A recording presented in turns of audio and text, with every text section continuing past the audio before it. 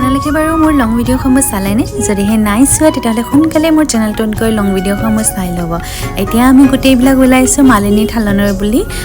গোটেই পৰিয়াল মানে এয়া দীপশিখা মোৰ ল'ৰাক লৈ আছে আৰু মা শাহু মা আৰু মোৰ মানুহজন আৰু ভাইটি যিহেতু গুৱাহাটীৰ পৰা আহিছে মাক নিবলৈ তো সেইটো কাৰণে আমি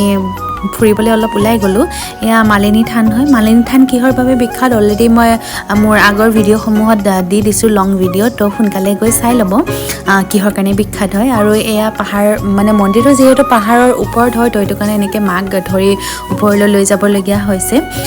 আমি যোনদিনাখন গৈছিলোঁ সেইদিনাখন বহুত ভিৰ আছিলে তো সেইটো কাৰণে গোটেই মন্দিৰৰ ভিতৰ ভাগ দেখাব পৰা নগ'লে তো আমি তেনেকৈয়ে গোটেই দিনটো মন্দিৰতে কটালোঁ ভাল লাগিলে কাৰণ মোৰ ল'ৰাৰ জন্ম হোৱাৰ প্ৰথমবাৰ এনেকৈ মন্দিৰ দৰ্শন কৰিবলৈ গৈছে আৰু তাৰে পৰিৱেশটো সঁচাকৈ বহুত ভাল লাগে গোটেই গছ গছনিৰে ভৰা তো আজিৰ দিনটো এনেকৈয়ে পাৰ কৰিলোঁ